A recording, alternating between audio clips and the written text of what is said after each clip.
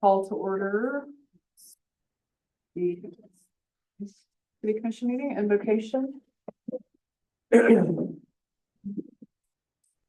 Let's pray. Thank you, God, for blessing us with elected and hired officials who lead and care for our community. Their servant leadership is the type of leadership that Jesus showed, and it represents for us the way, the truth, and the life. But still, these leaders also face challenges to take care of their community. So guide them as they face those challenges for all who live here. Bless the commissioners, Lord, that the work that they do would bless those who have means as well as those who do not have means. Guide their conversation that might unfold here tonight so that every decision guides our blessed community with justice, kindness, and humility before you. We pray all this in the holy name of your Son, Jesus the Christ, with the intercession of your Holy Spirit. Amen.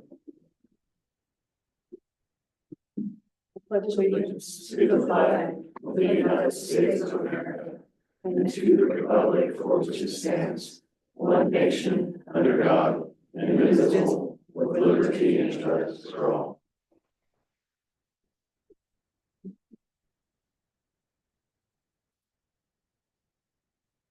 Are there any changes to the agenda? You do need to add one action item at the end of the action agenda, and that would be acceptance of gift of real estate. We took through the agenda as amended. Second. We have a motion by Commissioner Hutchison, second by Commissioner Lambert to approve the agenda as amended. Any further discussion? All in favor? Aye. All opposed, same sign. Motion passes. Okay, moving on to public comments. Seeing none, we'll move on to proclamations, recognitions, and presentations. The recognition of Jim Metro.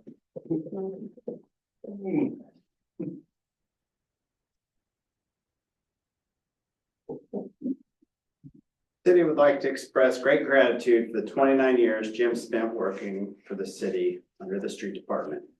Jim put forth countless hours and efforts in trying to keep the city streets, storm sewers, airport, and traffic lights maintained on top of other tasks that were thrown his way. Jim mentored and trained a large group of individuals, including myself, in the 29 years he served.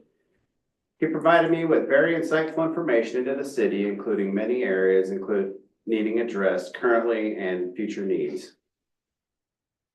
Without his insight, it would have proven very difficult in trying to prioritize every aspect of his job. Jim will enjoy his retirement, spending time with his grandkids, traveling with his wife, and all other activities that retirement people enjoy.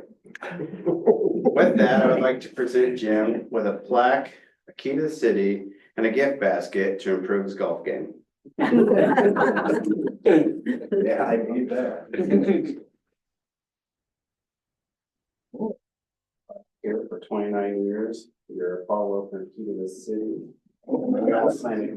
Signed the card there, and got all kinds of good stuff to go.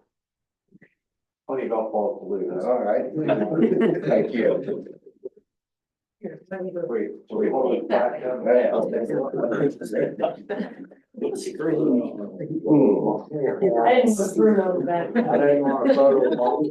Thank you, crying.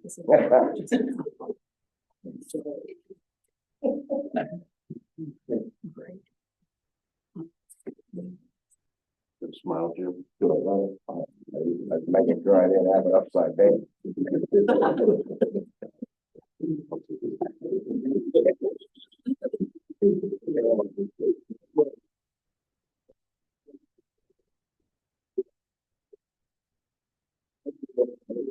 You want to give us featuring? Not really. Not too bad. I was glad to see a couple of my classmates. We've been through some good times and hard times, Amy, so I'll be seeing you around probably. Thank you. Thank you. Yes. Thank you, Jim. Okay. Thanks. All right, see you out on the golf course. Yes, sir. I'll see you tomorrow. Hey, Jim, I got you a range finder, so you don't have to lie about it. I have one. Good. Okay. Thank you. Thanks, Jim. We're gonna go. All right, moving on to the action agenda, professional services agreement, 19th Street Utilities Extension.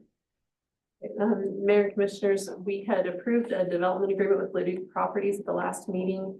And our commitment was for design and extension of 220 feet of sanitary sewer to serve that property and to support that development. So enclosed is a professional services agreement with Campbell and Johnson to provide design and construction engineering services for that sanitary sewer main extension. And we recommend that we approve that professional services agreement. And Jason Johnson's here in the audience. If you have any questions for him specific to that agreement.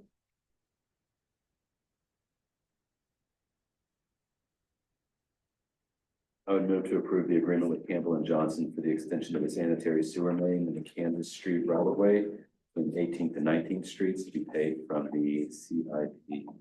Second. We have a motion by Commissioner Lambert, second by Commissioner Wentz to approve the professional service agreement with Campbell and Johnson for the extension of the sanitary sewer main. Any further discussion? All in favor? Aye. All opposed, same sign. Motion passes. Okay, next we have the grant easement for the rural water district number 1. I have a grant of easement for rural water to install a water line. It will be only for emergency use and to supplement their distribution system when needed. It will have a meter inside the building.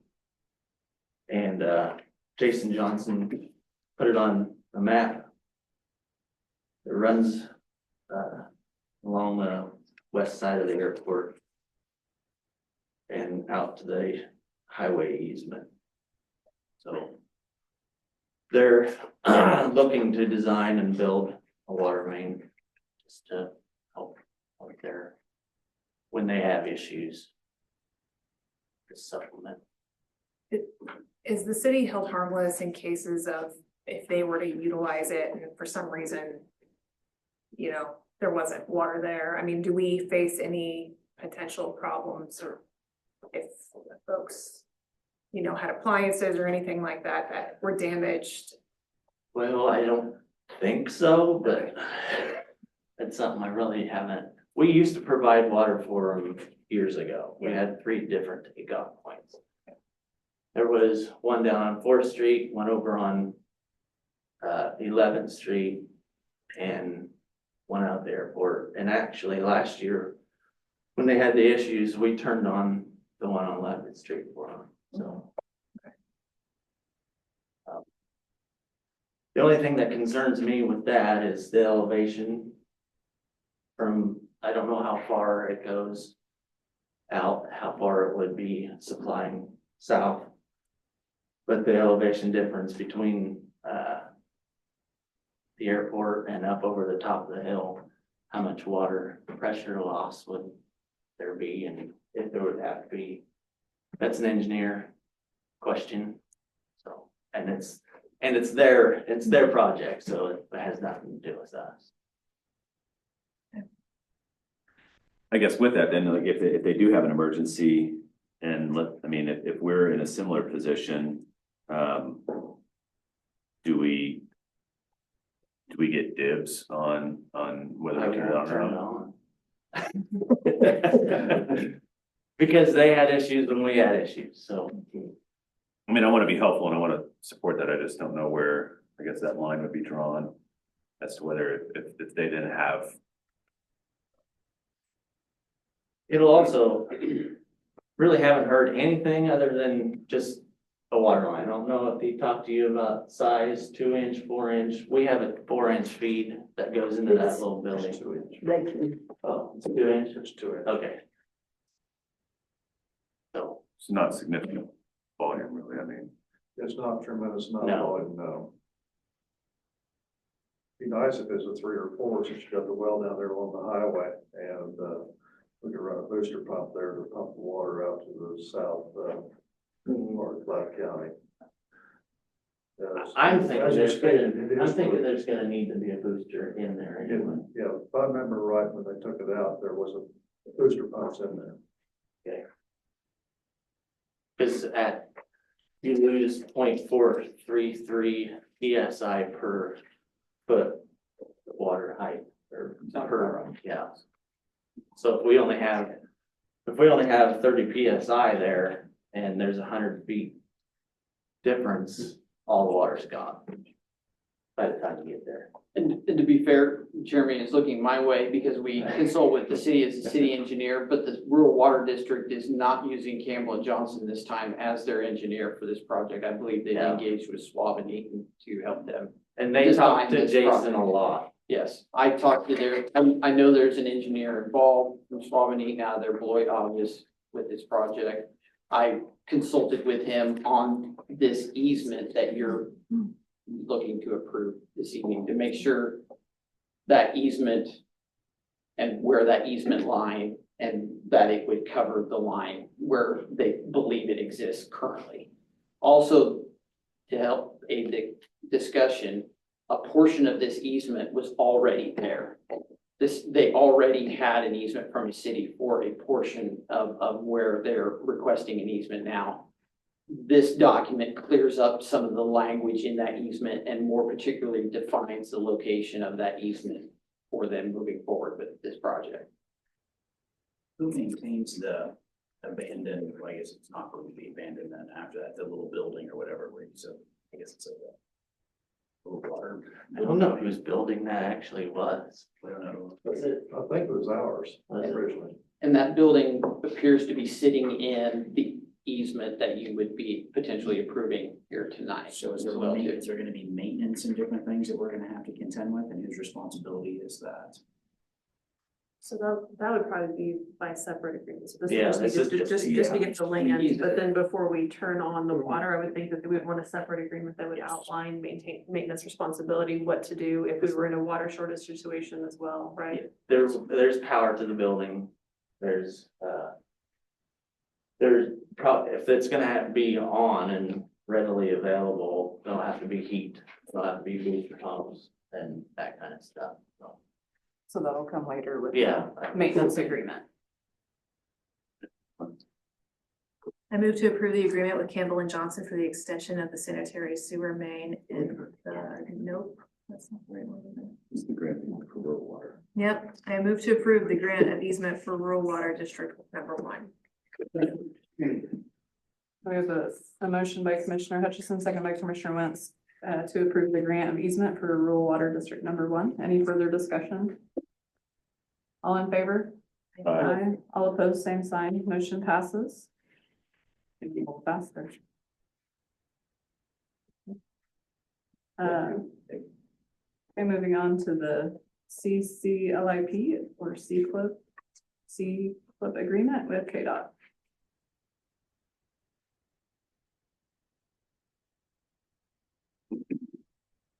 The city intends to sign into an agreement with KDOT to replace the broken concrete on the main line of US 81 on both sides of the viaduct. The work will be performed on the bridge from the south edge of the wear line to the north end of the wear line. Recall KDOT awarded the city $400,000 in construction, which is 90%. The city is responsible for 10% of construction costs and construction inspection, as well as 100% design costs, which will be funded through the CIP budget. Campbell and Johnson has looked over this agreement and will have no problem meeting the May 1st, 2025 deadline, which will keep this project on track for an August 2025 public bidding upon approval of said plans and specs from KDOT. So tonight, we ask for your approval to sign into agreement with KDOT.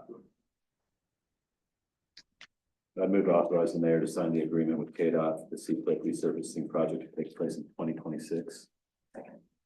We have a motion by Commissioner Lambert, second by Commissioner Hutchison to authorize the mayor to sign the agreement with KDOT for the C-CLIP resurfacing project to take place in 2026. Any further discussion? I did have a question, Amy. On the city's responsibility that will come from the CIP budget were we going to, we did talk before about possibly using or applying for the BIL grant for the Yes. difference? Yeah. Are we still looking to do that? Yes. That's wonderful. All right, all in favor? Aye. All opposed, same sign. Motion passes. Moving on to the RMA engineering contract for Jet A fuel. So the city intends to contract with RMA to supply Gloucester Municipal Airport with Jet A fuel. Jet A fuel sales over the past 4 years has declined dramatically. This has caused the fuel in the tanks to not be refreshed as often. And the diagram provided, in 2021, Jet A fuel gallons sold was 10,078. 2022, it was 3,553. In 2023, it was 881. And from January to November was 800 gallons. Another issue the airport is facing is MKC, our current distributor, will no longer have the ability to deliver small quantities of Jet A fuel to the airports. Currently, we have 6,000 gallon tanks, and a minimum quantity MKC will deliver is 8,000 gallons. Unlike 100 low lead, which is available at most airports, Jet A is not, and it will be very difficult to share large quantities with surrounding airports. RMA Engineering, based out of Gloucester, has offered a solution to this problem. They've agreed to take on the delivery of Jet A fuel for future sales. In return, RMA will utilize the pumps at no cost. The revenue from the markup of the fuel sales will come back to the city. This will ensure that Jet A fuel will be available for future customers and keep the fuel circulated inside the tanks. So tonight, we ask for your approval of the contract with RMA to supply Gloucester Municipal Airport with Jet A fuel for future sales. So does RMA not use jet fuel? They will, yeah, they actually just got the hangar, the executive hangar, and they'll be bringing in a King Air. So they got rid of it for a while, but now that we have a bigger hangar, they will be bringing it back.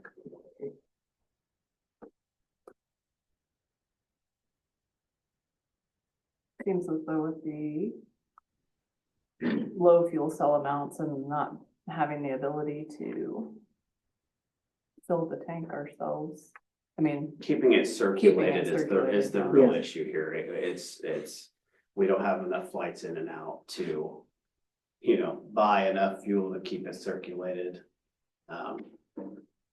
So, and we can't order small amounts. It has to be at least 8,000 gallons, right?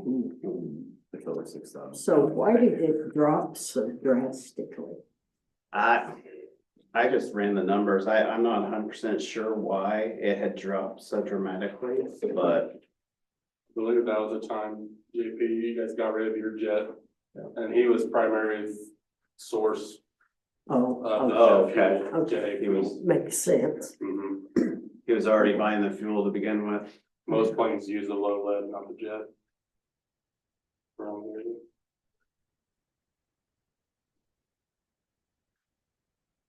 I move to approve the contract with RMA Engineering to supply Gloucester Municipal Airport with Jet A fuel and to authorize the mayor to sign the contract. Second. We have a motion by Commissioner Hutchison, second by Commissioner Lambert to approve the contract with RMA Engineering to supply Gloucester Municipal Airport with Jet A fuel. Is there any further discussion? There was. In the agreement, it says the vendor's commitment on I-1, and then it says the developer at its expense. Sorry, should that be changed to the vendor? Because all throughout the rest of the document, it refers to RMA as the vendor, I believe. Yes, yeah, we used a template and missed that. Okay. So. Just, okay. Good catch. Any questions or comments? All in favor? Aye. All opposed, same sign. Motion passes. Moving on to the minutes of the January 2nd, 2025 meeting. I move to approve the minutes of the January 2nd, 2025 meeting. Second. We have a motion by Commissioner Hutchison, second by Commissioner Wentz to approve the minutes of the January 2nd, 2025 meeting. Any further discussion? All in favor? Aye. Aye. All opposed, same sign. Motion passes.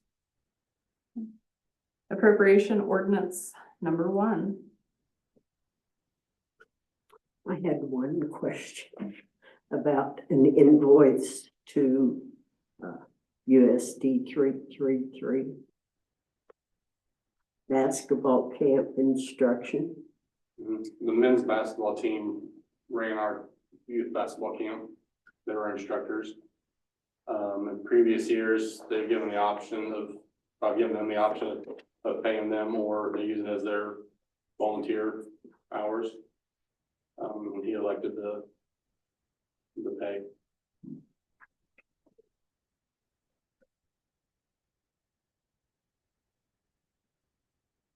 So was there quite a few instructors?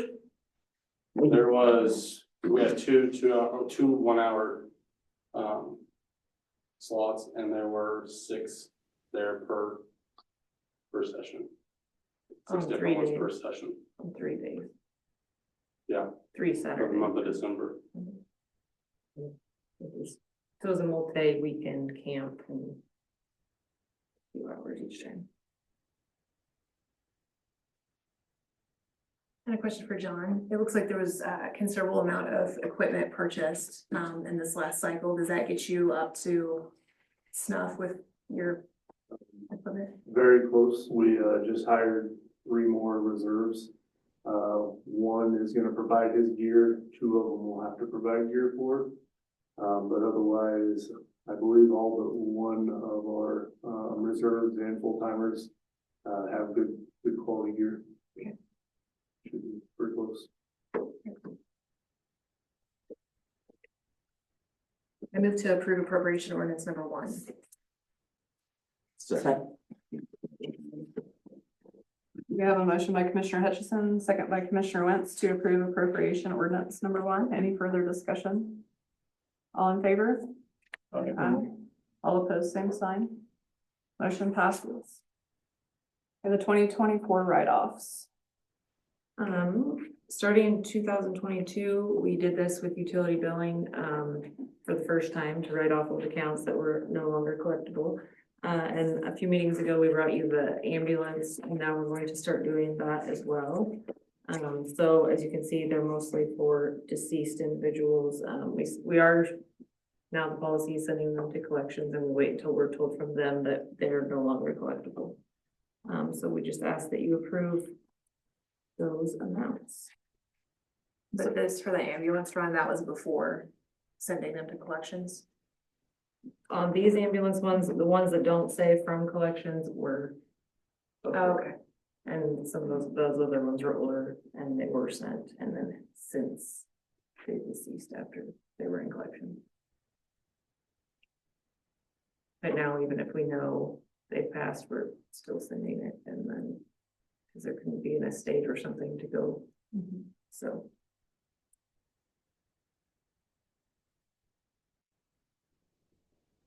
We'll move to approve the list of utility billing accounts for write-off for $243.56 and ambulance accounts for $13,286.80. Second. We have a motion by Commissioner Lambert, second by Commissioner Hutchison. To approve the write-offs for $243.56 and ambulance account write-off for $13,286.80. Any further discussion? All in favor? Aye. All opposed, same sign. Motion passes. Resolution 2025-2183 waiver of GAAP. This we bring you every year. Kansas doesn't require, I mean, it just requires the cash basis for the budget laws, and so we waive GAAP and operate on the regulatory basis of accounting. So no receivables, no payables at year end. I mean, no receivables at year end. We get rid of those. So standard.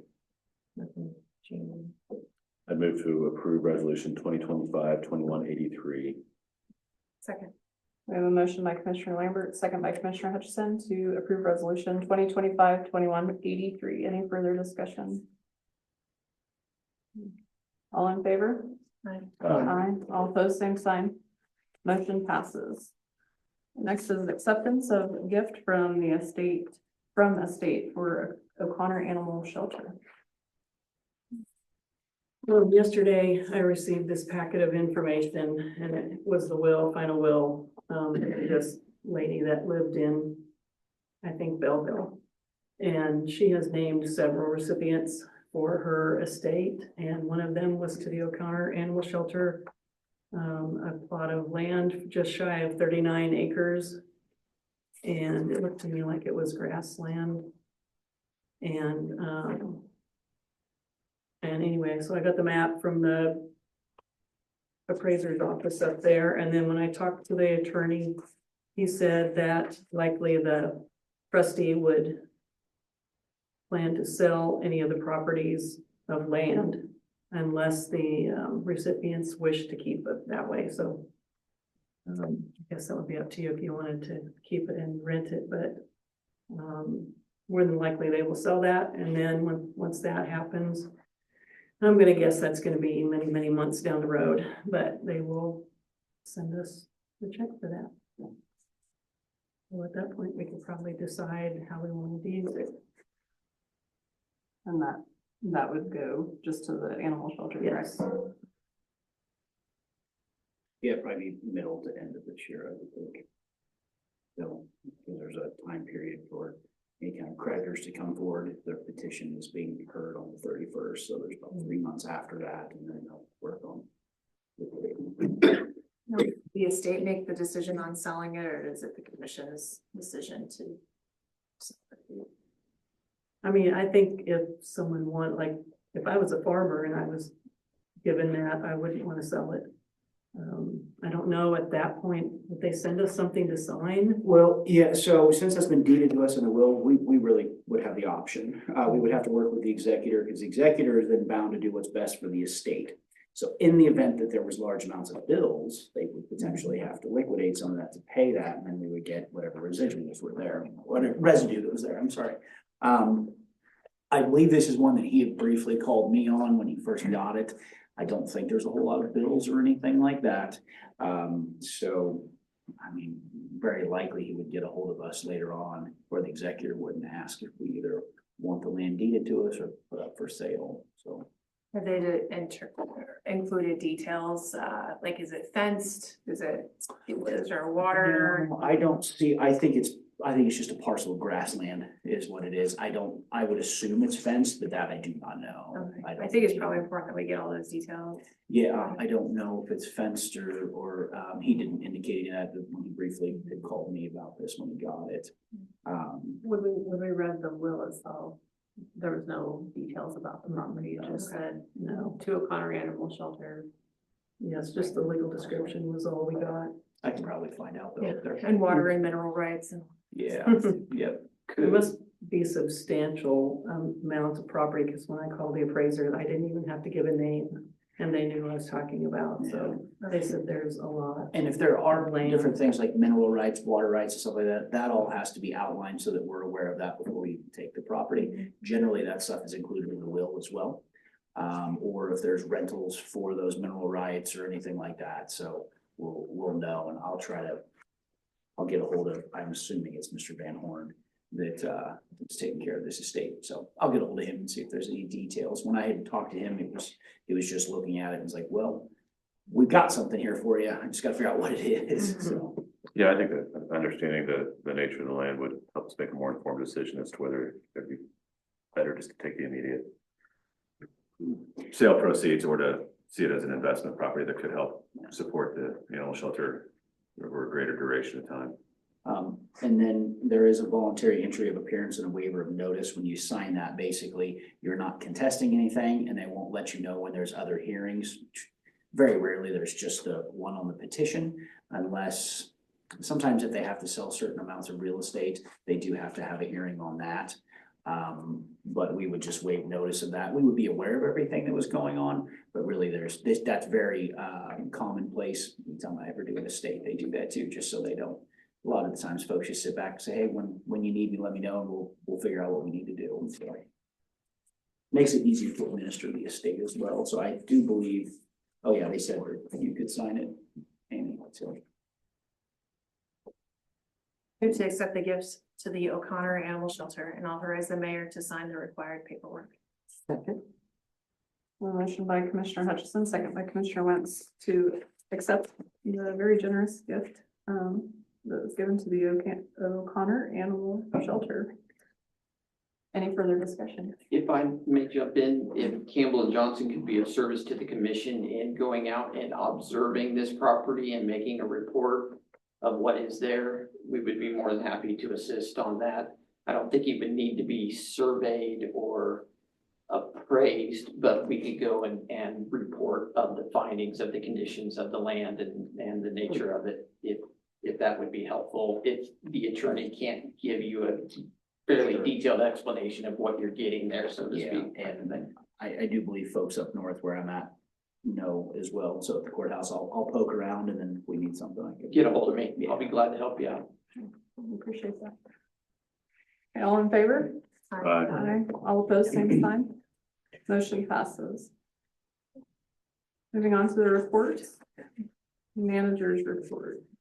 Mayor Commission, first off, just thank you to all of our staff that was involved with snow removal, several different departments and everybody working together really, really well. Also just thank you to the general public for doing their efforts at clearing their sidewalks in a timely manner. This was a very long and heavy snowstorm, so we just really appreciate their efforts and their patience as we continue to work to clear all the streets off. An update on our carpet project here. We will be getting that work on Friday morning, and as a result, we did determine that we do need to close the lobby to the public for walk-in traffic on Thursday at late afternoon at 3 o'clock, and then through Friday while we get re-situated here. We will still be open for phone calls, for emails, and that sort of thing. Then we'll reassess on Monday to see where we're at, if we can move back to operations. Our goal is to keep everything open as much as possible, but it'll be a day by day until we know how the project goes. So contributing to that is the carpet's been down for 30 years. We don't know if it's going to come up easily with brittle glue that may just be around the edges, or if the high traffic points are going to take a little bit more effort to get up. So as an example there. The KDOT Transportation Alternative Project, that's our sidewalk project around the middle school and connecting back to the elementary school. Proposals for designs are going to be due on next week on January 23rd. At that point in time, then we'll evaluate those, and then we'll select the consultant that we'll use for the design and construction observation for that project. Local government day at the Capitol is next week on the 22nd, and I believe Ashley, you're going to go. That'd be great. Thank you very much. That's just an opportunity to meet with our legislators and visit with them about local government issues. There's a reception held that is just focused just with local government officials, and that way legislators can stay focused on that topic while they're there as well. And then I'll stay in Topeka that night for the league governing body meeting then the next morning. That'll take all morning. I think we're actually going to attend the Senate Local Government Committee meeting that morning as part of our agenda, and then go back over to the league offices to finish up. That's all I have to share, but happy to answer any questions if you guys have them. With the sidewalk project, there'll be multiple designs to choose from then based on, or one from everyone. So I visited with about 5 or 6 different engineers that are interested in the project, including Campbell and Johnson. So appreciate everybody's interest in the project. So they're going to come in and put together proposals based on KDOT's award of the $1.032 million in the schematic design. Once the contract was awarded to that engineer, then we'll be able to work with them. So I think like the commission had asked us to explore putting that sidewalk along 7th Street on the north side instead of the south side. We'll be able to finalize design criteria such as that, or as the width of the sidewalks, or how much space is available between the curb and the sidewalk. Those kind of things will be finalized at that time. We'll work through design in 2025, and then construction is expected in 2026. Did that answer your question?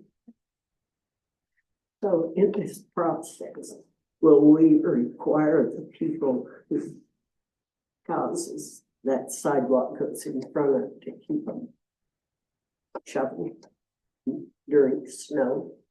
So when the sidewalk is done, yes, it'll be the same ordinance enforcement that is happening right now. Yes, same expectation as right now. So the sidewalks will be located within the public right of way, and our ordinance Yeah. says the adjacent property owners maintain the public sidewalks that are located within the right of way.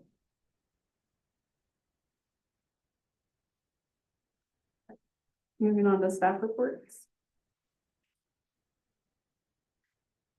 Just real quick, Officer Sanders will be graduating from the academy Friday, so we'll be going down and attend the graduation. And then while we're down there, Serb called and said our new police car is done, so we'll be running over to Andover to pick it up. Bring it back. Well, That worked out so nice. And I know.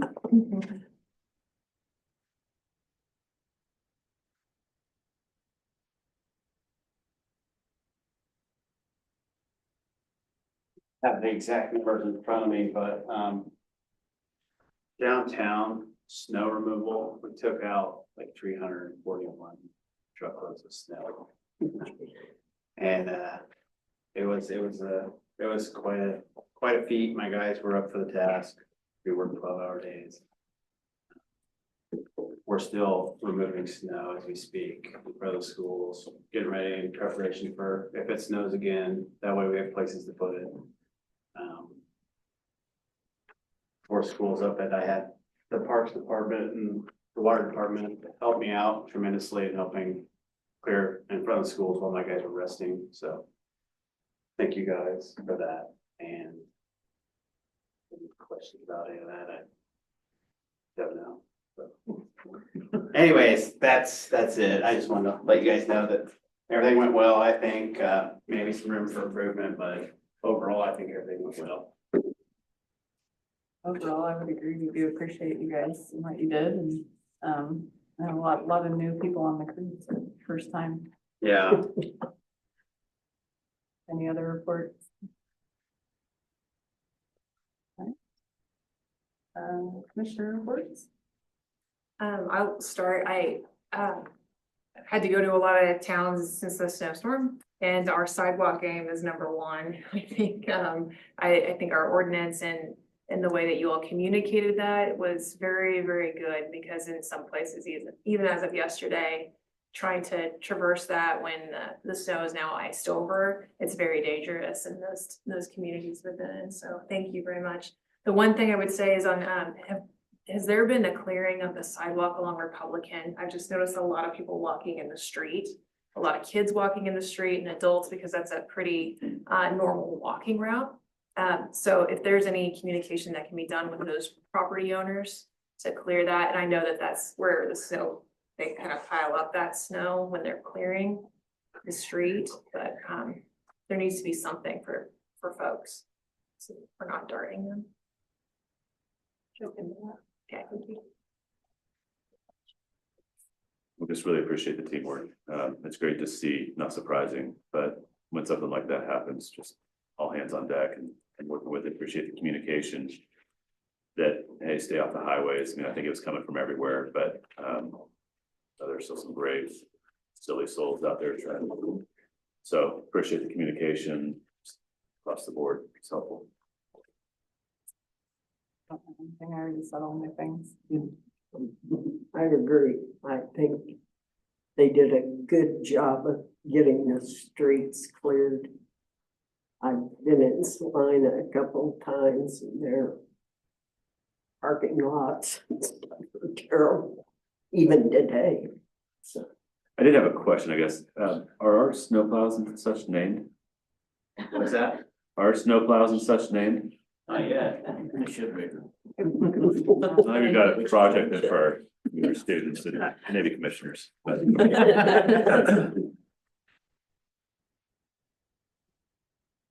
We have a motion to adjourn to a study session to discuss property maintenance. I moved to adjourn to a study session to discuss property maintenance. Second.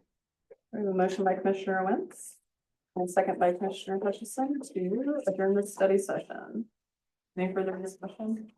All in favor? Aye. All opposed, same sign. Motion passes. We need a quick break before we dive into this.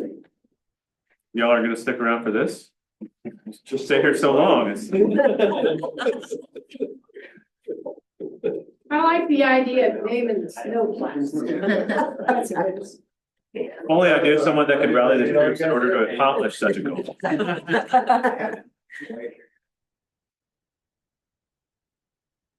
Yeah, it's fun to have like, see like Wichita and all theirs that are named, showing them in real time where they were moving and stuff. Doesn't track. Huh? We do have five. You are good for everybody. All right, We all have right, five. thanks. The Blizzard of Oz, like they had all, like, a whole bunch of them. Oh, yeah. Pretty Because clever. then it tracks them too. It's like here's Yeah. where. Yeah, you can see them in real time as Yeah. they're, well,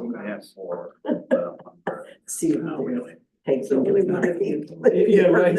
See when you can move your car. Maybe a big snow blower. Probably not. There's Ashley. Yeah, let's move on.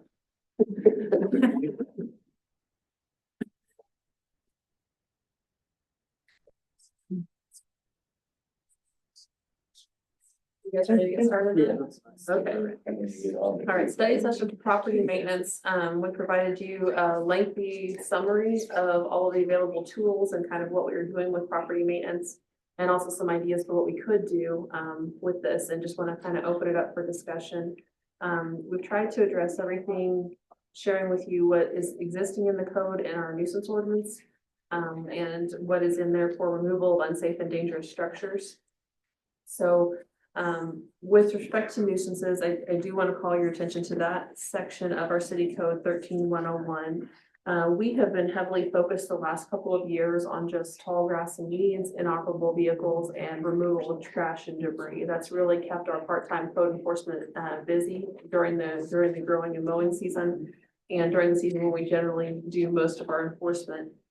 But section 13101 in the city code, specifically, I wanted to call your attention to item number 8, and that's where it starts to get into building maintenance items. This is where it talks about buildings that'll have an adverse impact on properties in the area, conditions including defects involving hazards of fire, accident, other calamities, air pollution, lack of sanitary facilities, dilapidation, disrepair, structural defects, uncleanliness, dead and dying trees, limbs, or other unsightly natural growth. And this is the one that I think we want to kind of bring to our discussion tonight. Unsightly appearances that constitute a blight to adjoining property, the neighborhood, or the city. Walls, sidings, or exteriors of quality and appearance that are not commensurate with the character of the properties in the neighborhood.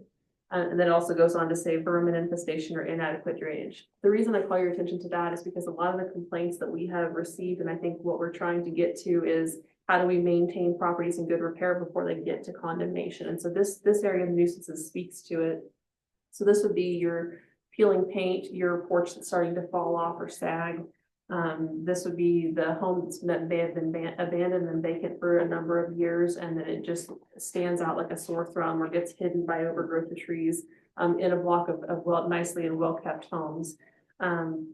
Would love your guidance, and I guess maybe this may come later in the conversation, but do we want to start enforcing to that level, or go ahead and stay with our level of the tall grass and weeds, inoperables, and trash until we get a handle on that and then go deeper into this? Or should this be a case-by-case basis? If we start getting a lot of complaints about a particular property with respect to these items, go ahead and address it. So do you want to save that discussion for a little bit later as we roll through these, or do you want to talk about that right now?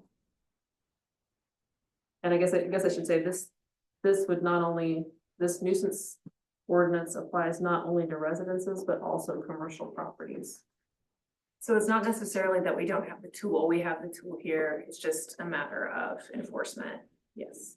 And this would apply to everything, but it would not apply to vehicles that are parked in the grass. That looked like it requires something separate. Yes, that would require a separate ordinance. Okay. But that already is a different ordinance in here, isn't it? It's inoperable. It's inoperable, so there's technically nothing illegal about parking in your lawn. Right, so if your vehicle is operable, if you're driving it every day and you're using your grassy front lawn to park in it, we don't have a mechanism to tell you no. There are other communities that did, so Garden City and Pittsburgh, for example, provided me with their language that if you wanted us to take that step, we could draft an ordinance based on their language and work toward that effect.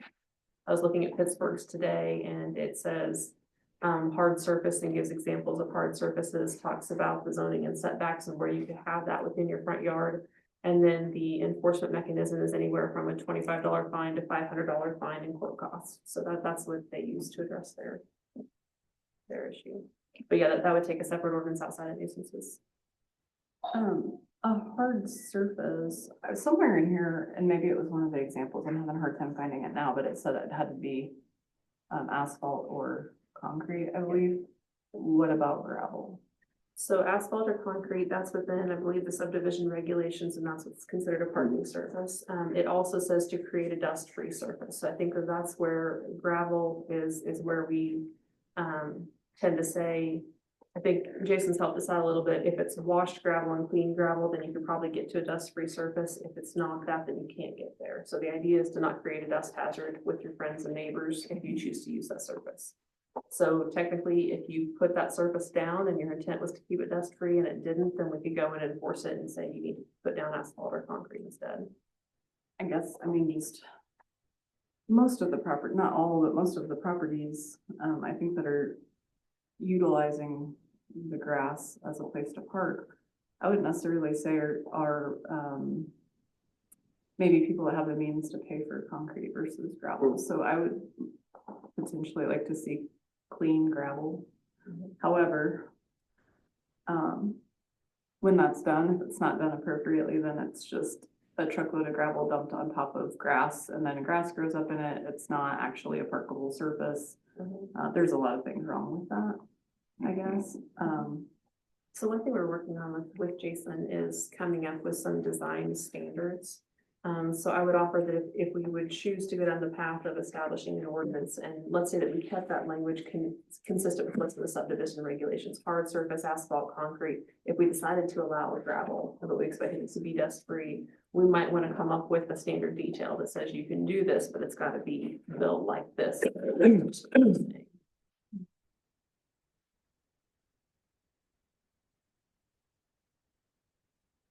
The one thing that you may notice that's not in 13-101 on nuisances is anything about indoor furniture on front porches. So that's something that we cannot address as a nuisance right now, the way that our ordinances are written. Well, anything's outdoor furniture if you put it outdoors, Annie. It's difficult to argue against. My indoor couch just became an outdoor couch.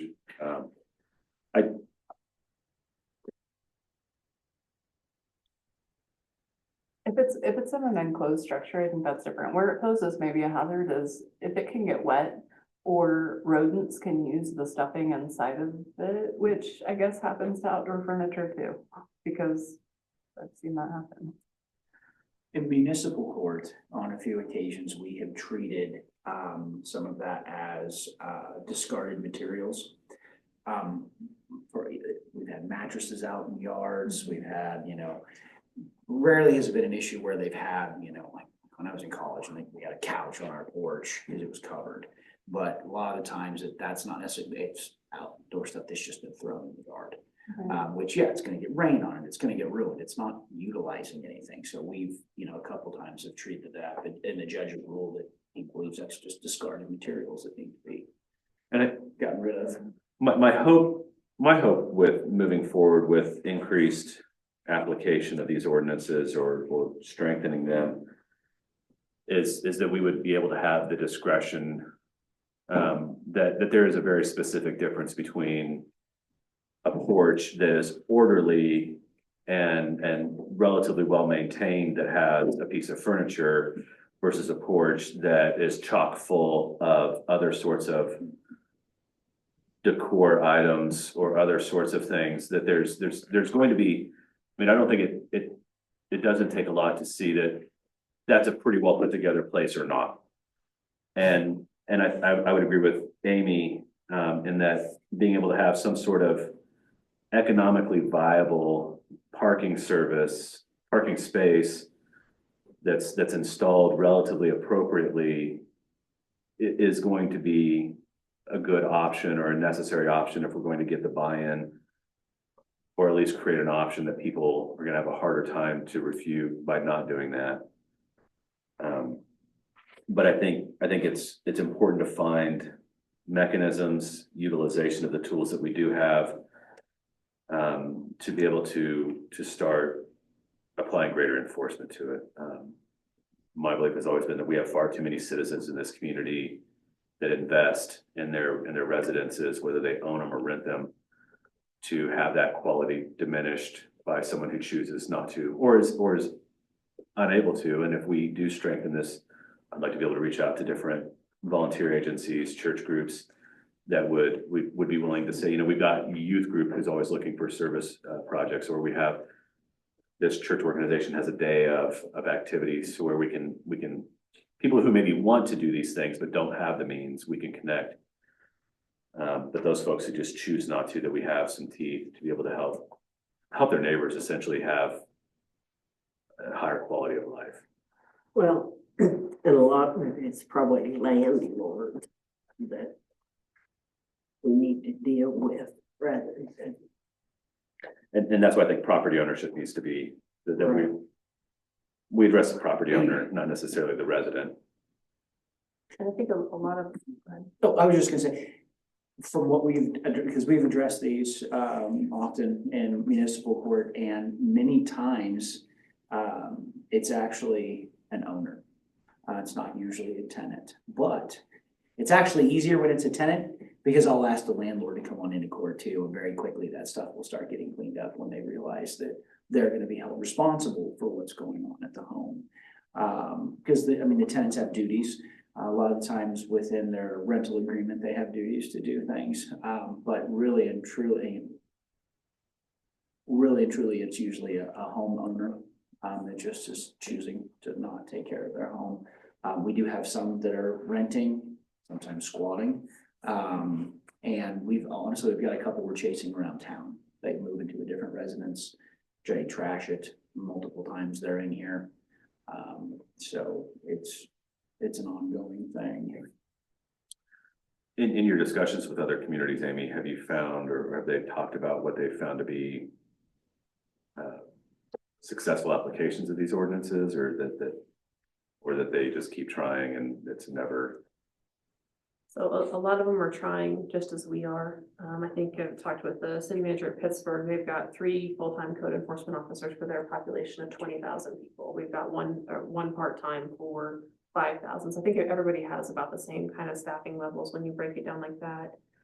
There were several communities, and it's listed a little bit later in the memo, about some different programs that they've started to try to help to encourage property owners to do the work themselves. And they put in some criteria with them. So everything from offering to pay for a certain amount of paint, or providing some grants anywhere from $500 to a couple $1,000 to be able to fix up some different things.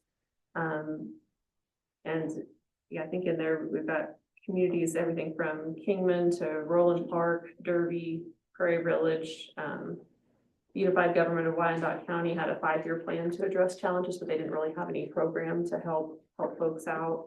Pittsburgh offered free paint and offered $500 worth of paint. I don't know how far that would go, but it's $500 worth of free paint, and that would help a little bit too. Some of them have adopted the International Property Maintenance Code as another mechanism of enforcement, and that could help us out a little bit. Salina had a provision in there where their adoption of that had a local amendment that made sure that it was very clear that if a property was condemned, for example, or was cited in violation of that code, or like one of these nuisances, that they couldn't up and sell the property in between. So I know, I think there was at least one time where you had condemned a property and then the owner went and sold it in between, and then we had to start the process completely over. So we could actually put a lien on that property, so that couldn't happen with the adoption of an amendment like that. But as far as just enforcement with what they have, I think other communities are kind of in the same boat that we are, and they're seeing an increased level of properties that are not being maintained as well as they have been in the past. Have you been able to speak to any of these communities of the programs that you mentioned on how they're being utilized? Like how frequently are they being utilized? Are they being well received? The program, the Pittsburgh and Kingman both said that they had the programs, which ones had the paint ones? The painting ones were the ones that were the least utilized, and they said that what they realized is that the folks that really needed it the most, then that money would help them buy the paint, but they still didn't have the ability to either pay somebody to paint for them or the ability physically themselves to get up and do it. So the barrier was actually labor there, and so even though the help was there with the materials, the labor was still a barrier for them. So the communities would either have to expand their programs and increase the value to make it truly effective, or it wasn't going to be as effective as it could be. You know, we've had that downtown improvement program for facades, and that really did help change a lot of those buildings downtown to have that partnership. So, I mean, I see something similar being helpful, especially if you're kind of up the ante and it's more about exterior things that we can see, and there's a pretty good criteria. I like the idea of having a broader utilization or things you could utilize a grant like that for, probably similar to the Neighbors Helping Neighbors. Like you said, with just paint, that's one small thing. That might not be the main issue. I think that having more, I mean, maybe not to the extent of that one, maybe not all of those things, but having more things covered under a potential grant like that. And also limiting like the future use of it, like they did too. I mean, some of them are 3 years, some of them are 10, and having income guidelines with those. And most of them are, the way it appears, repayment. So they'll reimburse. You don't just give people money and then it not happen necessarily. So I agree that I like the idea of it, especially comparing it to the downtown painting. And I wonder too, since there's the barriers of the income versus the downtown building owner, I wonder if there's a way that we make this kind of more of a, you know, when I was reading that passage that you included from the book, it talked about it can't just be it needs to be a community-wide effort. So is there a way to challenge the community and any groups that are doing anything like this to have a day where, you know, people can apply for their houses to get painted and we supply the paint and the community supplies the volunteers? You know, is there a appetite with organizations in town to kind of embark on a volunteer effort again, which would be, we've done it before. Maybe we think through ways to do that and try to build some coalitions in town to see if they're interested in that too. And that way we can stretch our resources a little further. Like a day of fresh start, so that we can start it with this. And then we work to maintain it through some of the increased ordinance application, but create this as an opportunity to, and here's your access point to improving this property. Yeah. And that could be built into the application, that you're expected then to keep your property cleaned up, painted. Or you have to demonstrate it before we do it. Right.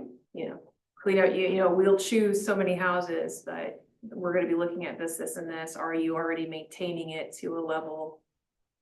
Is Level you're it junk? capable of. Is Yeah. it Right. No junk in the yard, you know, I think it junk could in the be yard? interesting and like, I think people, our community's shown that they've done this before and they're interested in stuff like this, so I think they might be again. Do you think that there's a need to educate people on exactly what property maintenance is and how to do it? So I know that sounds kind of silly, but did you know that your gutters should be cleaned out a couple times a year? And here's a safe way to do it. It's fairly simple. Or I'm just thinking of a variety of different things that many of us may think are common sense or that you watched your parents and grandparents do growing up, but maybe there's folks that weren't privy to that opportunity. And so maybe we just need to start providing little snippets of how to use. I don't know. How would you present those? I don't know. I'm not experienced with it. I don't know. I don't know whether that's print information, if that's flyers, if that's the hot thing now is little short snippet of videos. So you say, here's how you do this, and this is what we recommend, or if you do it this way, this would meet the city's code. That kind of thing. Didn't I get banned? Sunday. What? Oh. Well, there is a dad that teaches people how to do stuff on Instagram. And his videos are amazing. He's like an older dad that will like tell you, hey, this is how you clean your dryer vent. I mean, his videos are very thorough and very good. So maybe we could. Well, I'm those, just, and if they're appropriate, maybe just. they share are on- appropriate. Okay. They're very appropriate and very helpful. How do you change a tire? How do you, I mean, like literally everything I think he has on there. It's very good. I don't know. I think we could join with our media partners and have some uniform messaging. Talking about and informing people of our ordinances and linking different resource materials to how, okay, so our ordinance is A, here are some ways that you can accomplish A. Another ordinance would be B, here are some ways that you can, and here are some resources that might be available to support you in that if you're struggling to. And they don't have to be real long-winded or go out, but I mean, it could be something that we start communicating ahead of this, building up with this group, with this community push.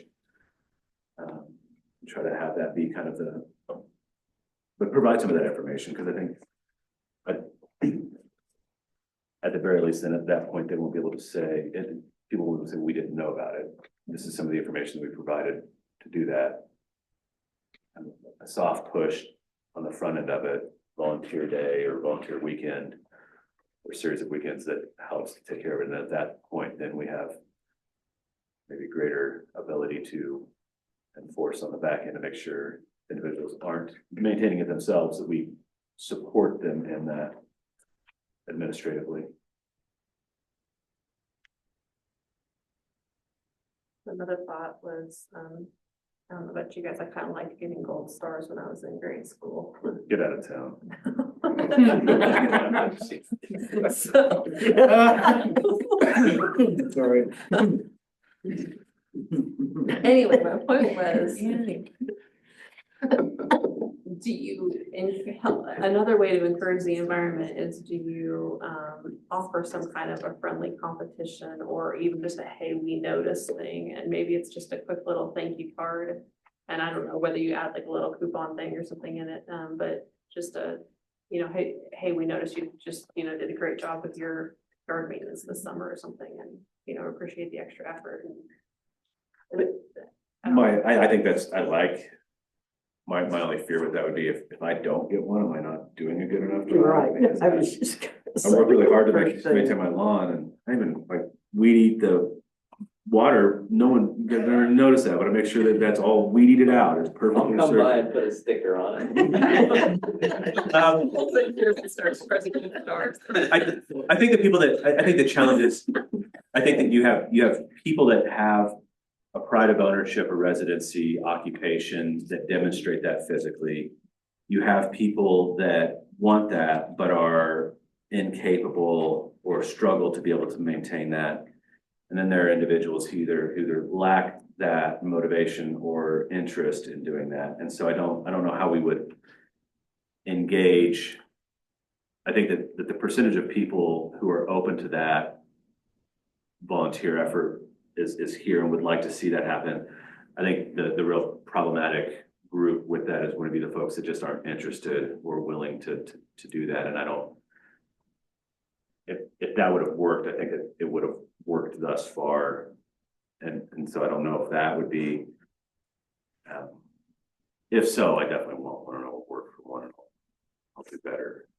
But That is kind of the nature of, I would use the example, the Wall of Fame at the elementary school.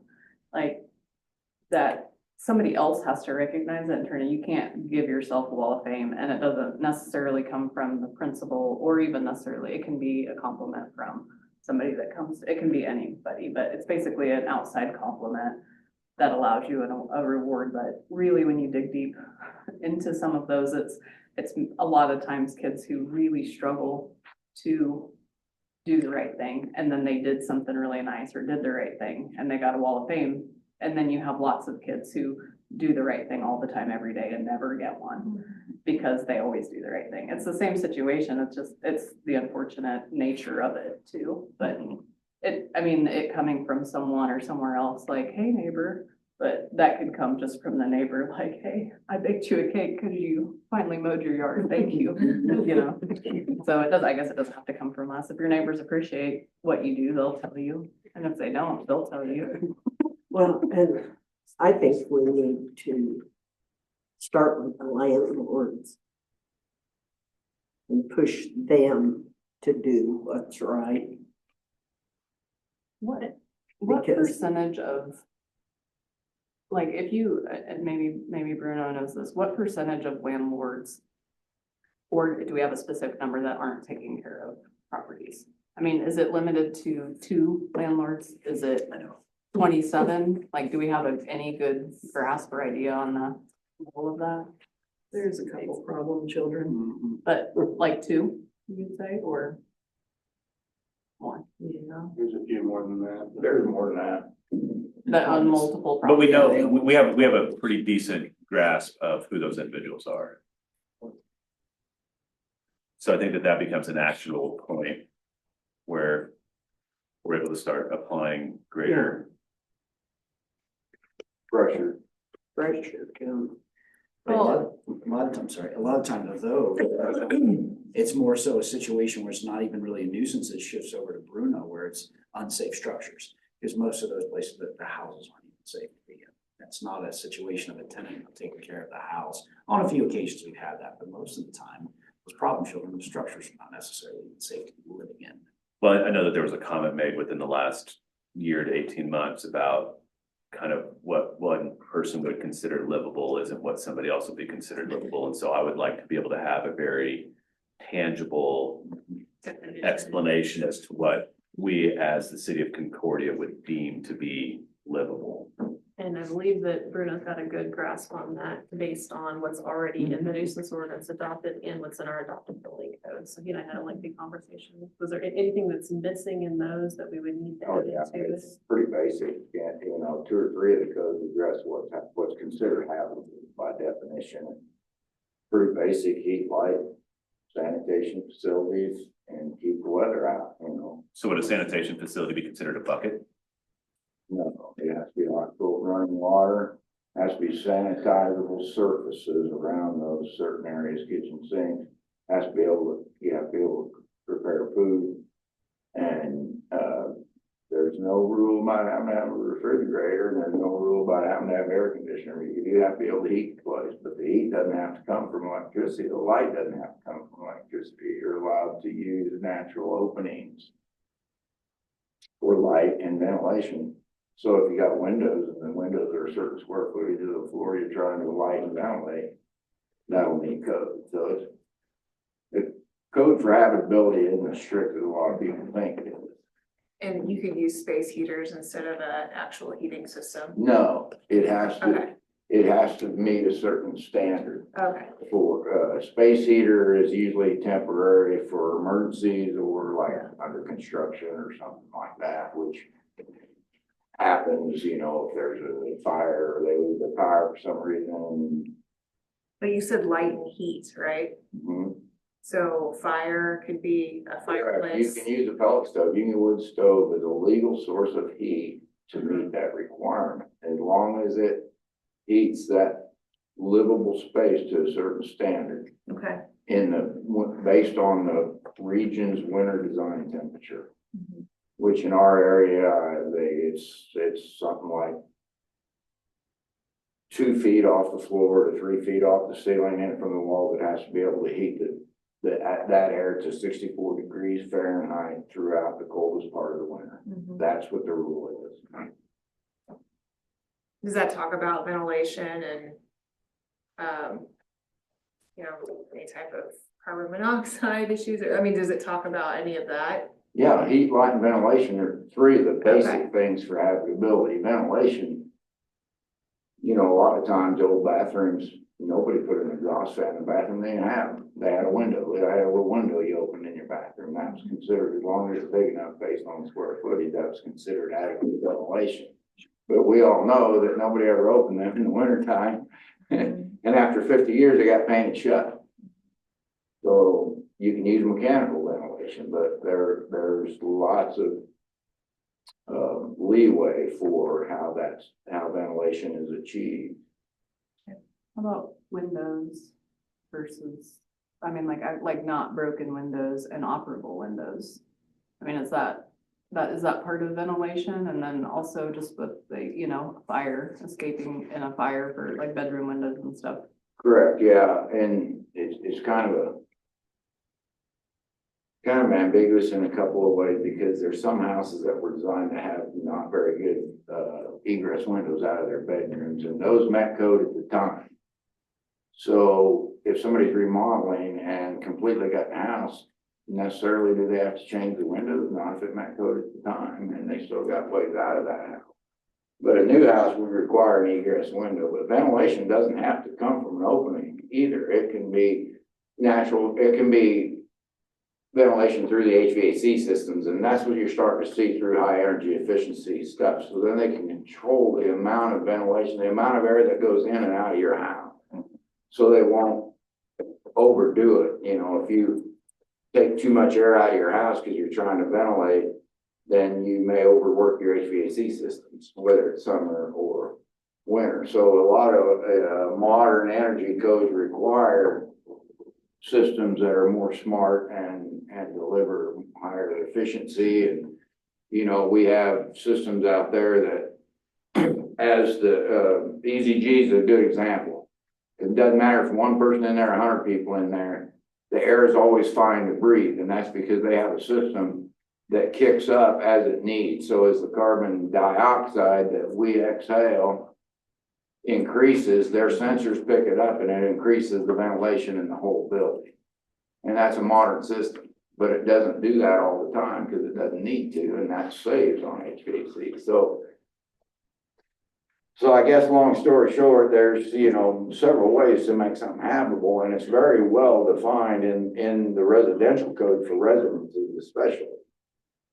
And in the building code for all other occupancies, what's considered habitable and safe. So, and I've made tons of lists for people, especially when you're talking about condemning a house and they have to get it back up to habitable standards, and everybody's got a different idea of that.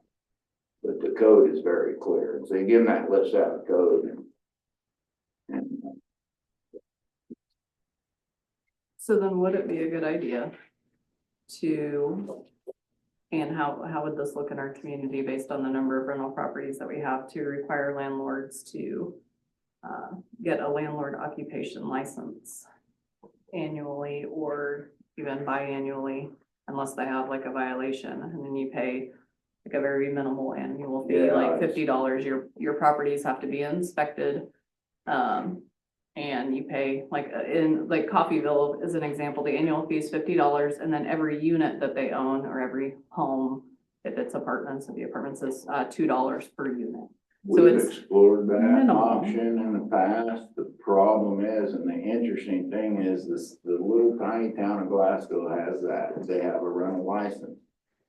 The problem is the state came in and made a law against that for communities. So but the people that had that rule in place before, the communities, which Wichita, Salina, most of the big communities and a few small communities had that rule in place already, a licensing requirement for rentals. But the state came in several years ago, 5-7 years ago, and said no more. So we can't do that. We can't require. The only way you can get in there and make a landlord improve is if you're invited in by a legal occupant. And I guarantee you, the worst ones, those legal occupants are very scared to invite you in. Because it's not just the fact that they don't have hot water. It's something, it's multiple things in a lot of cases. And they don't, they've either worried they're gonna get kicked out, be homeless, it's gonna get condemned, Well, they can't get kicked out according to technically, but nothing works like that in real life. That's just, if we're going by the rules, they technically The can't. rules say they have to provide you with other housing, but that never. But I can't enforce that. I can't enforce that. Right. We would not be able to have some sort of certificate of occupancy as a city. if they were building it new or doing a major remodel, yes, and we have a few landlords out there that are remodeling a lot of properties and really doing a wonderful job. What if it's a voluntary project? And Amy, I'm kind of building off of your gold star thing, that as a landlord, I've earned this City of Concordia gold star as a landlord, as someone who's known to be able to voluntarily engage in this project. So no, we can't legally make you do this. This is a voluntary project that we do, but you do earn this acknowledgement as a landlord that your properties meet these basic requirements or these basic standards. And then could it be a voluntary effort? Yeah, I've done a few of those where people come in, they ask me to come and look through it because they want to make sure that they're not missing anything that could end up a lawsuit for them if they acquired a new rental or they're looking into rent, you know, what they bought a single family dwelling, they want to fix it up to rent out maybe next door or something. And you just go through and make a list and say, here's what you need to do to make Sure. this. So then we can heavily market that Concordia has this program. And then if I'm a tenant, I can ask, so are you approved by the Concordia, housing? Oh, no, I'm not. I mean, then maybe that's a way to add in some of the encouragement or the peer drive that again, but then we also would then have an idea of this landlord and this landlord are very active within our community to support their properties, but we also know, which then would give us better eyes to focus some of our ordinance enforcement towards those, or maybe not doing that on their own, which we do have the capacity to do legally. Yeah, I think over time, some landlords have come around to that thinking and they've come to the point where they want a certificate of occupancy from me, which means that thing needs code at the time I dated that certificate of occupancy. The other side of things is some of them don't care. Absolutely do not care. The renters don't care, the landlord doesn't care. And that's, but I think if we can continue to narrow that number down, increase then ordinance enforcement towards that, then it gets us, I don't have any delusions that we're gonna achieve 100% compliance with this, but if we can continue to find ways to encourage people to spruce up Concordia, then I think that any tool that we can use would be advantageous for us as a whole. It is. And I think education, because I think some, and I can give examples of some landlords, I think they're over time learning that getting a permit, getting inspection, doing it right, and getting that CO is helpful. They can increase their rent, they can show their deal, they can talk about, egress windows, smoke alarms, everything that's supposed to be in there. And then if it meets our requirement for certificate of occupancy, it's gonna meet the state requirements for what has to be provided in a rental. Good. So, and over time, I think that list of people that are reluctant, defiant type that don't care, I think that has narrowed some. But it's just like you say, you without throwing them in jail, I don't think you're ever gonna get 100% compliance. First of all, the amount of rentals, and that's what I want to bring to everybody's attention, the amount of our housing units are about 1/3 rentals. Mm-hmm. And that's extremely high for most communities. And about 1/3 of them are needing maintenance, and probably most of that some of that would have to be forced. And is that third the same landlords? I would say scattered amongst a few of them. So a concern that has been voiced to me was, well, fine, if you want me to improve my property, you just want me to do that so that I have to pay more Right. Correct. property You'll get tax. that. I get that all the time. So I wonder if there'd be some sort of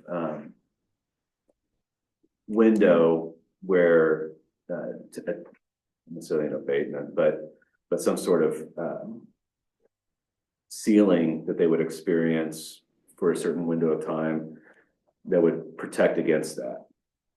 Yeah, but they're not adding, They're not adding they're value. just fixing broken things. I just think you can tell them. Definitions are very important in these cases, in my opinion, and I think the county could define something better and decide what is maintenance and what is irregular maintenance and what is an actual improvement that increases value, but you can make. So the putting in a argument that gravel any driveway to maintenance park my item- car instead of my lawn, that's not an improvement on my property. Or adding a paved parking space in my yard, would that be improving my property?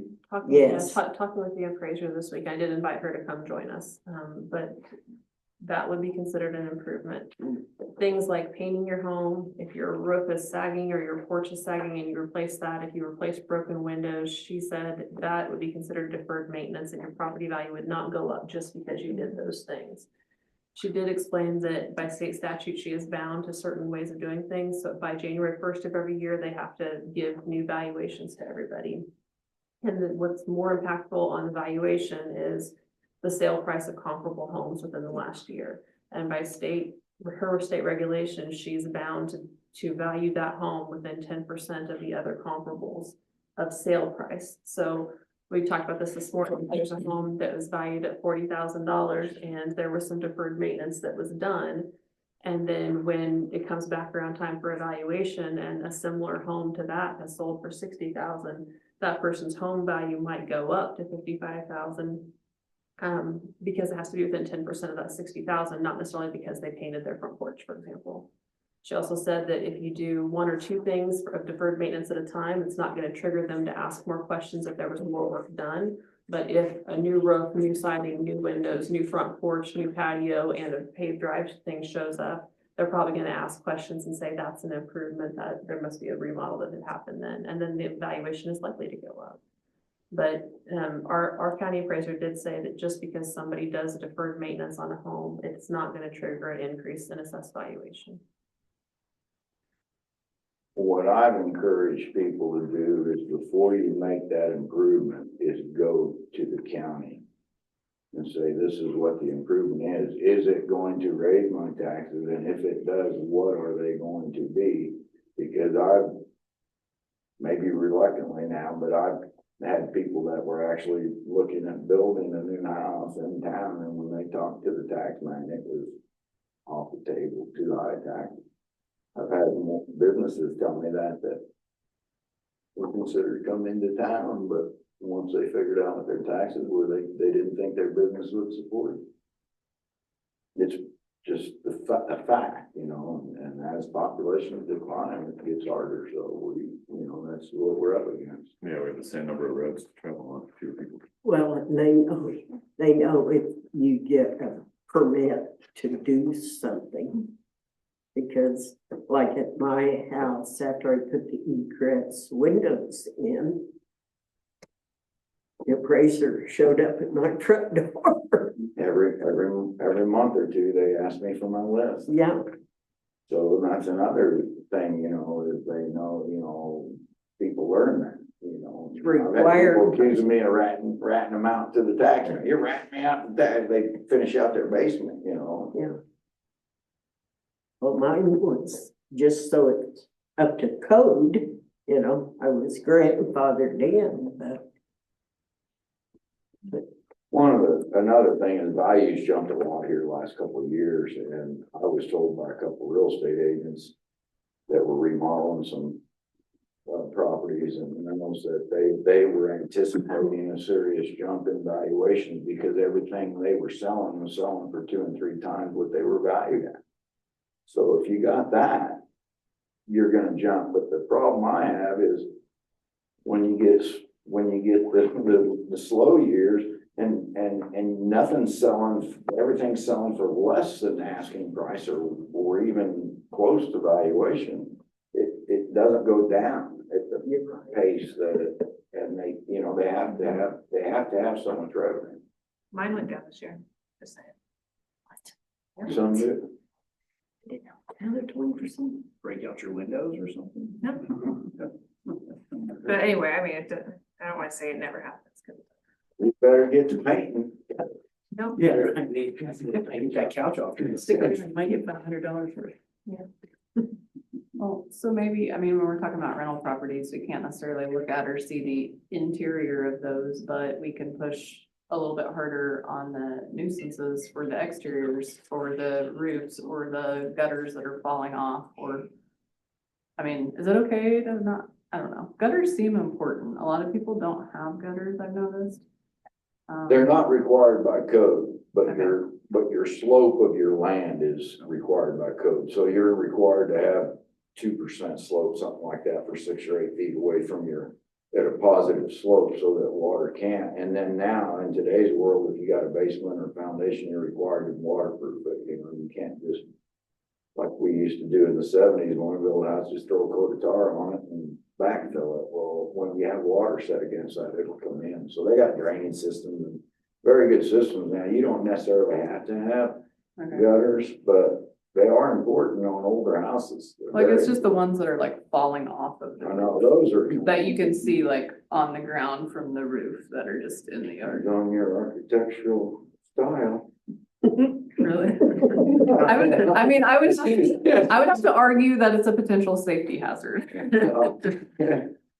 But I guess like the point being that if there is no paint on the house and it has cracked windows and the roof is caving in, perhaps that particular landlord's property could be leaned on a little bit harder with regards to those nuisances. Hopefully if the roof's caving in and then still being rented, but that's, Oh. it should be on my list and I think I brought 14 of them or 16 of them to you a couple weeks ago. I know, but there's more, Bruno. There's more. Believe me, yeah, believe He me. knows. So with how many houses are on the list, what sort of resources would support increased engagement or activity on this? What do we not have that makes it harder for us to do this? You mentioned that a part-time staff person. I know at different times we've talked about potentially making that a full-time position, which. No, I don't think that's necessary. I can handle all that. Condemnations and tear downs and bidding, it's the money. You need the money, $10,000 a house. You can't, 14 houses we got, we're not gonna tear them all down. Few of them are gonna jump on the demo program, but when you're talking about commercial buildings, that elevator, the last bid on that was 60 grand. You're gonna have to decide where you want to spend whatever little we got in CIP for those. But we're gonna get them on the list and they're gonna be condemned, so something has to be done, and they either gotta be, if we have to do it, then we have to lien the property. So it's not a matter of personnel, in my opinion. I think it's, every year, I'm always asking Amber, where I got my CIP for demo, and then I figure. But I guess I'm not thinking like just solely demo, but rather ordinance. If you want to increase the mowing. the Oh, for trash all pickup, that, yeah, well, that's Yeah, the nuisance side of things. That's the part-time person, yeah? Yes. Okay. That's the addition of a part-time person if we want to increase our level of enforcement, if we want to increase data tracking, if we want to increase communications and education, like what you're talking about, that's adding staff. So I have one question, just real quick. So when we talk about operable and inoperable vehicles, what we're starting to see is people are putting 10 operable vehicles in the front yard and there's nothing we can do. And then we go check these vehicles out, whether it be law enforcement or Lindsay, whoever, run them, find out they're valid, but they never move for a year at a time. I think that's what I would like. Me too. Yes. We have a major problem with that in our neighborhood. I think I talked about And there's nothing we can really enforce on that. And we're backing over curbs and we're breaking down Destroying curbs on curbs. public property Yeah, so- to do this, and I would really like. I'd to like to see give that. you what you need to be able to address that, Chief. Yeah. I mean, that's whether There, that's. there was an incident the other day and I checked with Lindsay and she checked into it and they end up being all operable, but they haven't moved and. Yeah, I can start it up and there's air in the tires, so Yeah, it's operable So now. then that charge battery. And that ties our hands at that time. So I just. And that's where I think maybe in an introduction of some sort of parking surface. I didn't mean to change gears on you, I just had. No, because that's a part of it, but then the parking surface doesn't occupy more than X percentage of, well, then fine, I'll just gravel my entire Yeah, front yard and then. Right. and then I'm operable, so I'm. One of the things that I read, and it might have been something separate that I was looking at today, was that you couldn't have more than 3 vehicles. Like you couldn't have parking for more, was that in ours? Yeah, it's. You can't have it's- parking for more than 3 vehicles It, in your front. in the front yard, In the front correct. yard. If That's already- you have parking for, it's either reads 3 or more than, I think it's more than 3, then it can't be in the front yard. Yeah, we've got, It has to be in the we've got side or a rear handful yard. of families in a couple of years, that's Correct. not gonna be a nuisance, that's just gonna be a fact of their daily. Yeah, but they could park on the street. That's not saying you can't park 6 vehicles on your street. Correct. In the right places, it's just not in your yard. You have. This particular house though, is the problem is it's on a corner and all these vehicles in the backyard, but from the side view, you can see the whole, and it's filled up the whole backyard.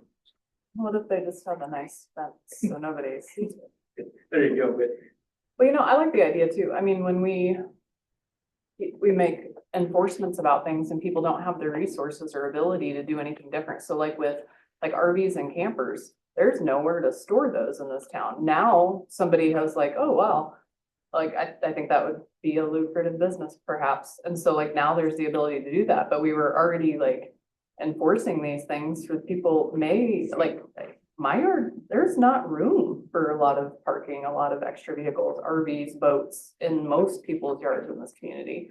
So, I mean, I don't know, people probably aren't gonna store their extra vehicles the way they store RVs and boats. So, And parking should be considered different than storage. I think there's a different definition for those things, so. And we do have a new RV park, place to park. right, well, a new business coming to store Yeah, them. but I know that there are homes that have land yachts docked year round that maybe don't go out camping very often or boating very often. And so whether that's operable or not, I think that there'd be some benefit to increasing our language that we don't just keep these things, or that we find suitable storage. Okay, so am I hearing correctly, you would like us to bring you, an ordinance for prohibiting parking in the front yard or providing parameters by which it can happen? Yeah, I think, yes, parameters, front yard, or, some sort of parking surface on, the cars can't be parked on a non-parking surface, period. Front or backyard. I think we'll have to look at grandfathering in the gravel roads that are already in place. Just moving forward, you'd have to get, just because I think there are a lot more, especially in the older neighborhoods, it turned to like a kind of more of like a gravel path in the back. I know gravel, I'm not opposed to that. Yeah. I think somebody who's parking on a gravel path or a gravel drive is far superior than just pulling up in the backyard. Right, or I think that's not a parking surface of any kind. we're not hopping the curb and putting tracks in the grass, I guess it's. Yeah. It's like like my neighborhood, we don't have, except for those who made their own, we don't have driveways. Everything's in the back. So then some people have garages back there. For example, mine didn't even have like a fenced in yard, so I fenced mine in, gave it enough space that we could park back there, for example. Usually I park in the front, but it's a snow route. So everything's parked in the back right now, but I put gravel down and I made sure didn't have the dust so it wouldn't get everywhere. But the problem I'm starting to see is the folks that are starting to park in the front yard, it's now killing the grass. So they destroyed the curbs, the grass is dead. Then when we get rain or when the snow starts to melt, now we're getting the yard out in the street because the mud is flowing out. And so it's a mess, but yeah, I mean, a lot of the parking in the old neighborhoods is in the back if there is any. And a lot of times it's in the garage, it's gravel.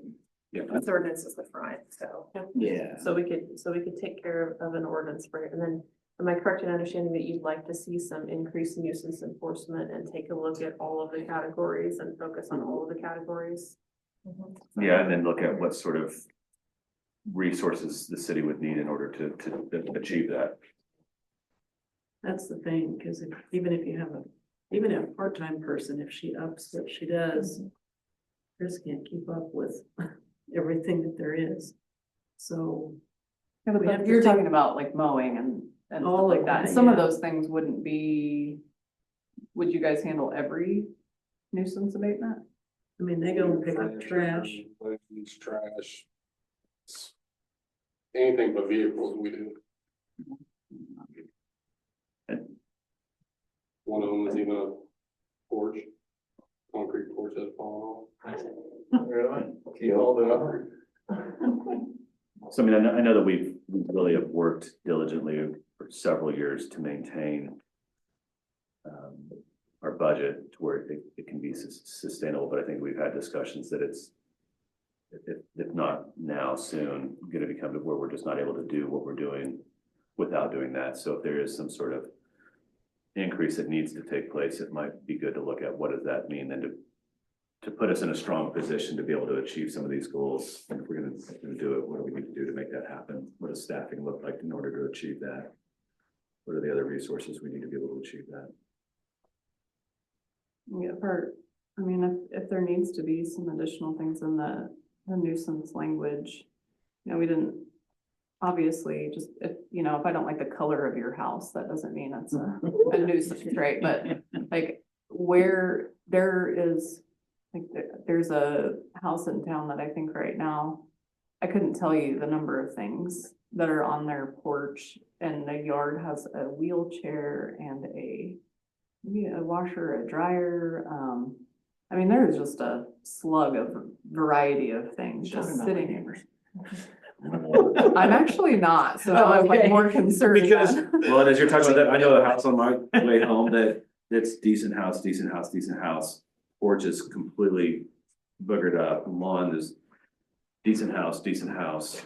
Well, right, and the likelihood is that there's probably some hoarding tendencies and that the inside potentially looks a lot like the outside, however, like, is there, I mean, if you just have maybe I'm a person that really likes trinkets and I have 20 million of those dangly, what are those, wind chimes? You know, like that's supposed to be on a porch, so I mean, my neighbors might not, well, it could technically be a noise. 80 decibels. I guess, like, there's a lot of things that can technically fall into a lot of categories, but like, what level are we taking them to? Like, there are a few porch situations that need handled, so do we need some? Like, I don't wanna have like an overabundance of ordinances, but I want the ability to address some of those specifics. So you want us to take a look at what's written in our ordinance that's very clear, and then based on our experience and what we're seeing, is there anything else that we need to clarify and add to our ordinance? Is that what I'm hearing you say? Yeah. Yeah, I know someone that loves tchotchkes and loves decorating their lawn with homemade decorations and that's different than having a washer and a dryer in the front lawn and stuff on the Right. porch, right? I mean, like, it's not what I would Not choose, but discarded. right, I appreciate the artistic value, that's being expressed.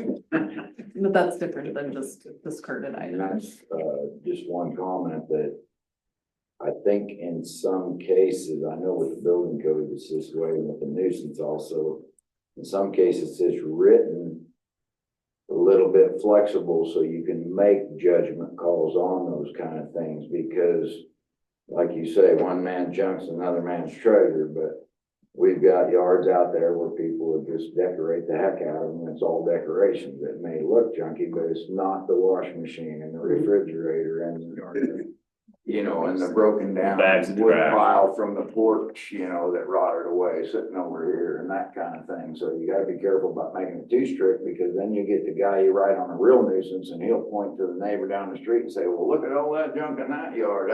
That's junk to me. And it might be somebody's chandelier hanging out of a tree, you know, that they think's a yard art. I think there's a difference though, because with your yard art, you've got your yard art, like, we're looking at a point, if you have a washer and dryer in the front yard or a wheelchair, that is now becoming a safety issue. That's now becoming what's called an attractive nuisance, where somebody, you know, if I put a refrigerator out on my, you know, somebody could go crawl inside there. And then you're actually liable for that. So it becomes more of a safety issue. I'm not concerned, you know, yeah, if it's some chandelier, whatever, okay, that's not necessarily a safety issue, but you know, when we've got, you know, what we're really talking about and seeing some of that stuff, well, this is not only is it an eyesore, it's a safety issue too. If somebody went through that, I mean, yeah, sometimes you can't even walk down the sidewalk. In fact, our refrigerator nuisances now say that you can't have a refrigerator outside or a freezer unless it's locked. Yeah. So, and Well, that's so good. you'll see a lot of junk ones where the door is off of it. You'll see a lot of junk ones that are waiting to be picked up and they'll take the door off, so it's not a safety issue. But there are a lot of people that have freezers and refrigerators that maybe are under their carport between their house and their garage or something. It's kind of outdoors, but it's kind of indoors, but they lock them up. But safety issue or for thieving too. But we do have our nuisance ordinance now addresses appliances and specifically refrigerators and freezers being outside unless they're in a locked position or the doors are removed. What about, so there are some people that their livelihood is scrapping. If they limit that to the backyard, No, that's that's based still on, Not that's based allowed, on zoning, so if they're in a Yeah. residential area, they cannot do scrapping. not allowed in a residential neighborhood. really. Yeah. At what point is it But if a hobby? it's ladies, Yeah. My mother collected beer cans forever off the roads and smashed them up. About once a month, I'd take a pickup with her. A lot of our abatements that we have to go do fall into, well, that's gonna be useful for something that I need. Exactly. You know, we may call it scrapping, but they don't call it scrapping. They say, I'm gonna need that on hand for 8 years down the road and I need it. well, if they do it in a way that, like, they have it strapped to a trailer ready to haul off, is that different?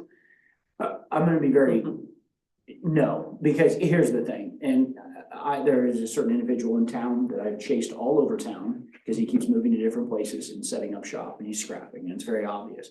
But his excuse every time I catch him is, well, everything's on a trailer. Okay, cool. 17 hot water heaters on your trailer doesn't make this okay, but that's the mentality we're then going to deal with is, well, it's on a trailer. I got a trailer, so I can put all of my junk on there, but it's still in the front yard. Or this individual. Can it be in the backyard? No, it's a zoning violation. Okay. Yeah, Alright. so, but like this person tried then the angle of, well, but I'm gonna use it for stuff. Well, what are you gonna use it for? Well, I might need it later. Nope, not gonna happen. And because what happens is they don't ever use it, they continue to build it up, and then I've got a cement mixer in a driveway that's just sitting there, or, the back of the house is completely full of stuff. So, yeah, the trailer thing, Or I they might move throw a temper tantrum if we put Yeah. something in there where. or if they it's on move the trailer every day and say, well, it's in transport. It's in transport, yeah, No, it's not transport. yeah. And I think, again, I don't know that we're going to be able to achieve 100% across the board, but if there are things that we can do that give us some greater tools to use and improve, get us closer to that, that's really, I think, that the purpose or the goal that I would have is that we get closer to it. And we keep working towards that. And even if we never quite get there. Because yeah, there's gonna always be those that have really good reasons to have all my stuff. Well, the common, one last comment I would say, I've been 24 years working in the city, there's one particular property owner that I've condemned 9 of their properties, and that person hasn't changed one bit. I don't think a gold star or a rating can help that. I don't think he cares. But if anything that we can do to discourage people from not taking care of their stuff, I would like to try to figure out a way to support the city in doing that, whether that's from a law enforcement standpoint and ordinance enforcement standpoint. There's a lot of folks that have worked really hard to make this a really great community, and I want to support them in their efforts. Because I think it's my daughter was pretty astute, I think, for a little girl, pretty biased, but she asked why people from cities move to Concordia. And I said, because this is a really nice place to live. And she said, yeah, but they don't like living in a junky city. She said, yeah, but then they bring their junk here. And so I want to be able to, not all of it is imported.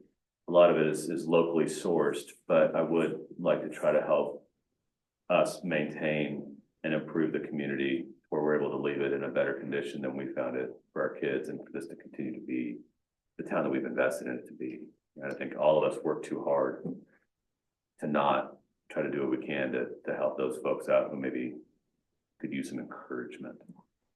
And encourage people to help neighbors, helping neighbors. Mhm. Absolutely.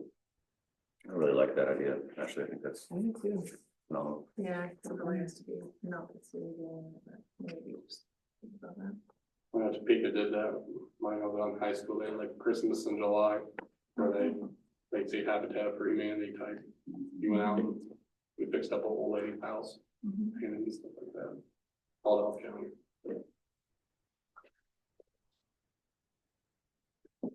Yeah, I mean, if we did something with them, I guess financially with a little bit of grants possibly, for reimbursement for some of those projects, I think that could go a long way. I mean, housing's been identified by a lot of our granting agencies as being a primary need, and so we might be able to tap into improving. This is a way for us to improve our housing stock and continue to support other housing efforts that we have in place.